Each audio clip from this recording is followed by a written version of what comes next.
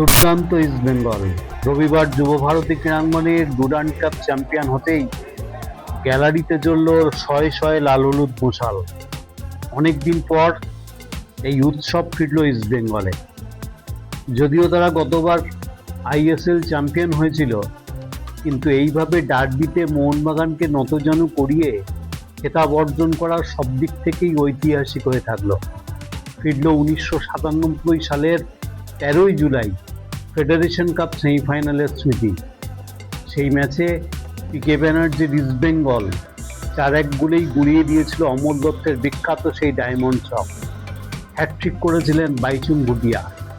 29 বছর পর এডমুন্ড লালদিন ডিকা যেন বাইচুং হয়ে ফিরলেন, এবং সেই যুব ভারতীতেই।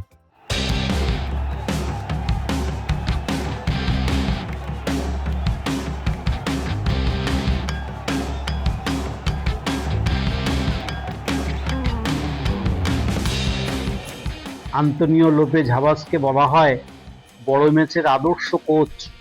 তিনি মোহনবাগানে থাকার সময় কোনোদিন ডার্বি হারেননি।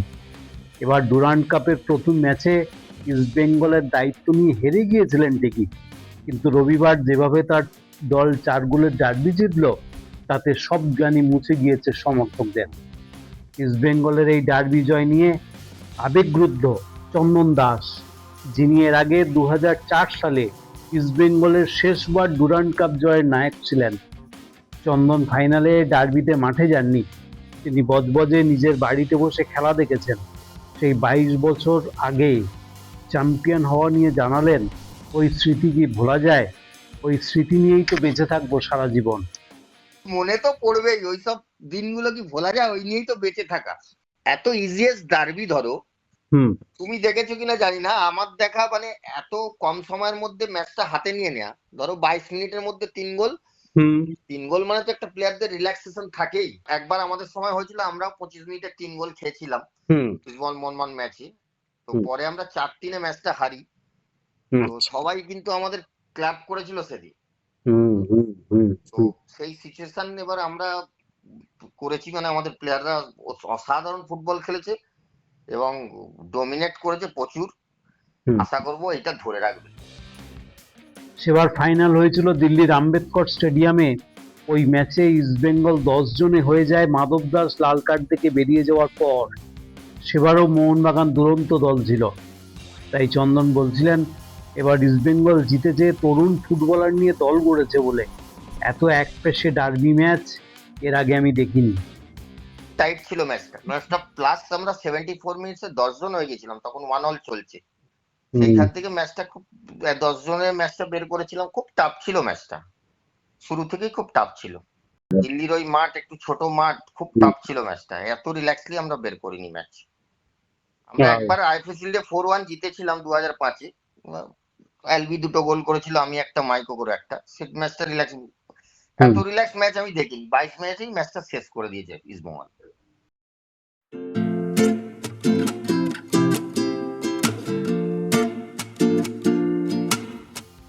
একই কথা জানালেন ইস্ট বেঙ্গলের আরও এক প্রাক্তন তারকা মেহতাব হোসেন। তিনিও খেলা শেষে জানিয়েছেন, আমি আগেই বলেছিলাম মোহনবাগান এই দল নিয়ে পারবে না ইস্ট বেঙ্গলের সঙ্গে, কারণ মোহনবাগানে এবার রাহুল বেকে, সুভাশিস বোস এবং আলবার্টোর মতন সেরা সময় পেরিয়ে আসা ফুটবলাররা রয়েছে।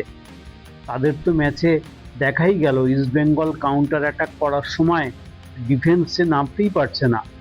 ম্যাচ ফিটনেস না থাকলে এই ম্যাচে জেতা যায় না।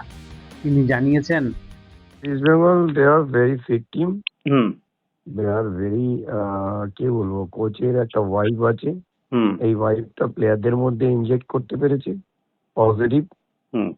তোমার কাছে ফরেন থাক না থাক, ফরেনার থাক না থাক, ইন্ডিয়ান প্লেয়াররা ম্যাচ ডিফেন্স করতে পারে, সেটা আজকে প্রমাণ হয়ে গেল। তারপরে যেটা হচ্ছে, মোহনবাগান যে প্লেয়ারগুলো এখন আছে তাদের প্রাইম টাইম নেই, এটা আমি বলবো। প্রাইম টাইম চলে গেছে। লিস্টন বলো, মনবীর বলো, থাপা বলো, ঠিক আছে, যাই বলে না। তারপরে তোমার defence line they are very poor. Counter অ্যাটাকে একটাও সামলাতে পারেনি। সেদিক থেকে ইস্ট বেঙ্গল কোচ হাবাস প্রমাণ করলেন তরুণ ভারতীয় ফুটবলার নিয়ে এই গুরুত্বপূর্ণ ম্যাচ জেতা যায়। সেই কারণেই চন্দন বলছিলেন, ভারতবর্ষের ফুটবলে পালসটা হাওয়াস চেন অনেকদিন আগে থেকেই কোচিংটা করছে তো এখানে পালসটা ওনার একদম জানা। অলমোস্ট দুটো প্লেয়ার ছাড়া সবই ইন্ডিয়ান প্লেয়ার নিয়ে যেভাবে সেট করেছে, যেভাবে সাহস দেখিয়েছে, যে সমস্ত প্লেয়ারকে খেলিয়েছে, অন্য কোনো কোচ হলে এত রিস্ক নেওয়া সম্ভব বলে আমার মনে হয় না। পাশাপাশি মেহতাবও জানালেন, লালডেন্ডিকা বিপিন দেখালো তারা বড় ম্যাচে নায়ক হতে পারে। আর এডমুন্ড ধারাবাহিকভাবে ভালো খেলছে, আগেও ডার্বিতে গোল করে জিতিয়েছে, এদিনও সুযোগটা দারুণ কাজে লাগানো। এডমন্ড অসাধারণ, লাস্ট ইয়ার থেকে দারুণ ফুটবল খেলছে, দারুণ একটা মানে ধারাবাহিকটা হচ্ছে অসাধারণ, নিজেকে এভরিডে ডেভেলপ করছে।